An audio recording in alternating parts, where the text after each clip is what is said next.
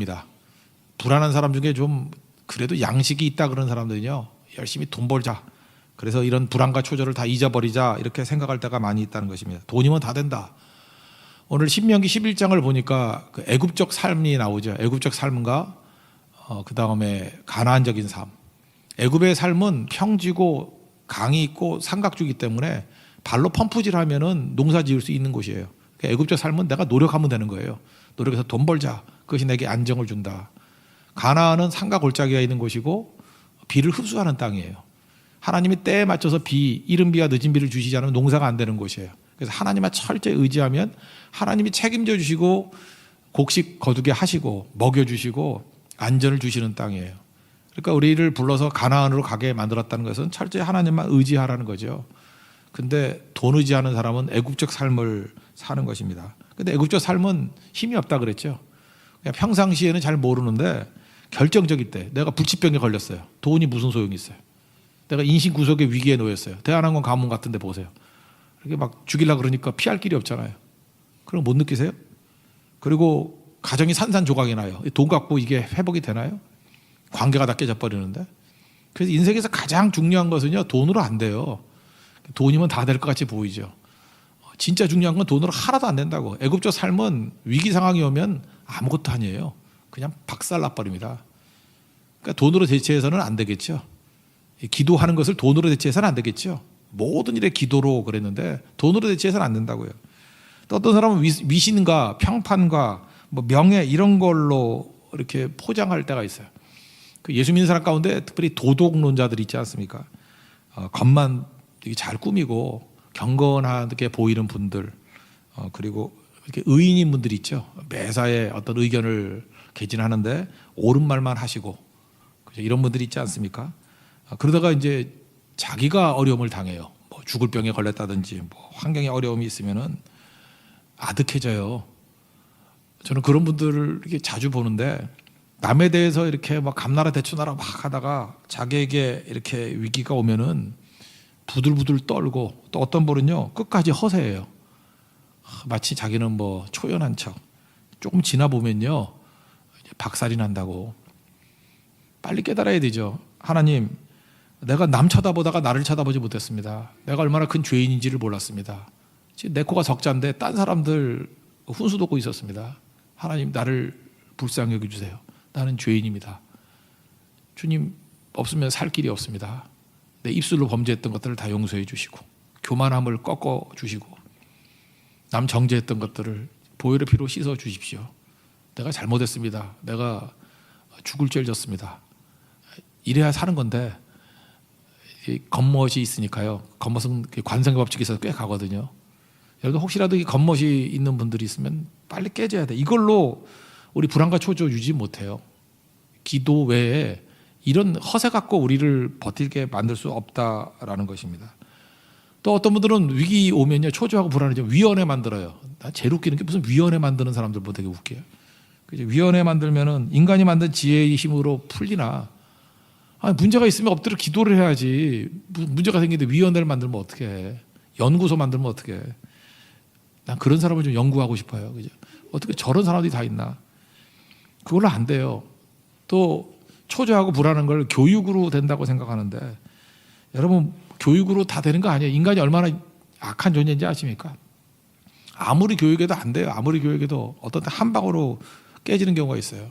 제가 아는 어떤 장로님이 있는데 이분은 가정교육 되게 잘 시켰다고 생각하시는 분이에요. 근데 자녀가 셋이 있는데 셋 다 막 가는 인생이에요. 근데 모르는 거야 그거를. 근데 한 애가 들통이 났어. 근데 하나가 들통이 난 것을 못 견뎌 하시다가 암 걸려서 죽었거든요. 제가 차마 2번, 3번 이야기를 못했어. 하면은 졸도할까 봐. 이분 프라이드가 얼마나 대단한지 알아요? 교육은 나만큼 잘 시킨 사람이 있어? 이런 거예요. 그죠? 신앙교육 나보다 잘 시킨 사람이 있어? 다 무너지잖아요. 그 인간의 자부심을 하나님 별로 좋아하지 않는 것 같아요. 두렵고 떨리는 마음으로 서야죠. 내가 교육을 해봐야 얼마나 하겠어요. 하나님이 은혜를 주셔야 되는 거지. 하나님이 붙들어 주셔야 되는 거지. 나는 그 자식에 대해서 너무 자신만만하게 얘기하는 사람들 보면은 야, 참 용기가 대단하다 이런 생각을 가져요. 아직까지는 우리 두 자녀들 뭐 막 가는 데를 안 갔잖아요. 여러분 아다시피 그죠? 그래도 저는 자신 못해요. 어디로 갈지 알아요. 불쌍히 여겨주세요. 은혜해 주세요. 또 딸이 둘이나 있는데 목사의 딸 그로 책 쓰면 어떡해요? 그죠? 그래서 저는 항상 겸손해요. 주님, 쟤네들 제발 책은 안 쓰게 해주세요. 그죠? 그냥 너그럽게 해주세요. 뭐 어떻게 될지 모른다고. 그죠? 이게 자녀들한테 어떻게 큰 소리를 쳐요? 그냥 예수 잘 믿게 해주세요. 그냥 흔들리지 않게 해주세요. 하나님께서 은혜 부어 주십시오. 뭐 공로 없습니다. 주님 은혜와 축복 아니면 살 수 없습니다. 그러고 사는 거죠. 근데 이게 불안과 초조를 교육으로 되는 줄 알고 위원회로 되는 줄 알고 뭐 이런다고요. 또 어떤 사람은요 타협으로 되는 줄 알아요.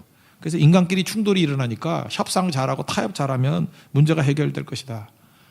협상을 못해서 뭐 깨지나 인간끼리 힘을 아무리 합쳐봐야 하나님이 훅 불어버리면 다 날아가 버리는 거라고요. 기도 안 하고요. 기도 안 하고 돈 의지하고 기도 안 하고요. 뭐 위신이나 이런 뭐 허세 이거 의지하고요. 기도 안 하고요. 위원회 만들고 기도 안 하고요. 뭐 교육에 뭐 핵심을 둔다 그러고 기도는 안 하고 인간끼리 타협한다고. 이게 다 대체물들인데 말짱 소용없어요. 말짱. 중요한 게 뭐예요? 나를 돌보시는 하나님께 나아가는 거죠. 오늘 7절 8절 다시 한번 읽어볼게요. 6절 7절이죠. 아무것도 염려하지 말고 다만 모든 일에 기도와 간구로 너희 구할 것을 감사함으로 하나님께 아뢰라. 그리하면 모든 지각에 튀어난 하나님의 평강이 그리스도 예수 안에서 너희 마음과 생각을 지키시리라. 나를 돌보시고 나를 도와주시는 분이 계신다는 거예요. 그분이 누구예요? 하나님이시죠. 그러니까 하나님께 나가서 기도하는 거예요. 모든 일에 기도와 간구로 너희 구할 것을 감사함으로 아뢰라. 이거 왜 답 없다라는 거예요. 우리 불안과 초조함 그런 거 있을 때요 염려하지 말고 모든 일에 뭐 예외가 없어요. 모든 일에 우리 인생의 모든 일이 다 불안하고 초조해요. 인간이기 때문에 모든 일에 기도와 간구로 너희 구할 것을 감사함으로 하나님께 아뢰라고.